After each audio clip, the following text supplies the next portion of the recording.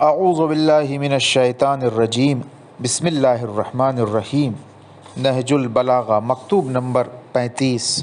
یہ خط حضرت امیر المؤمنین نے مصر میں محمد بن ابی بکر کے شہید ہو جانے کے بعد عبداللہ ابن عباس کے نام تحریر فرمایا۔ فرماتے ہیں کہ مصر کو دشمنوں نے فتح کر لیا اور محمد ابن ابی بکر رحمۃ اللہ علیہ شہید ہو گئے۔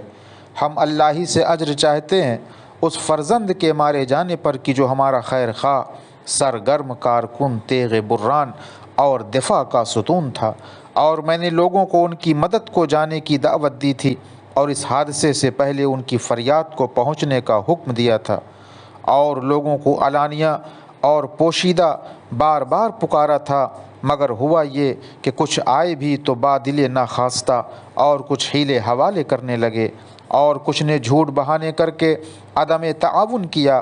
میں تو اب اللہ سے یہ چاہتا ہوں کہ وہ مجھے ان کے ہاتھوں سے جلد چھٹکارا دے۔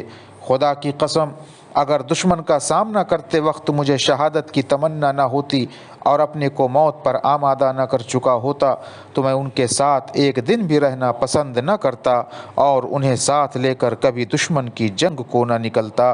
وآخر دعوانا ان الحمد للہ رب العالمین۔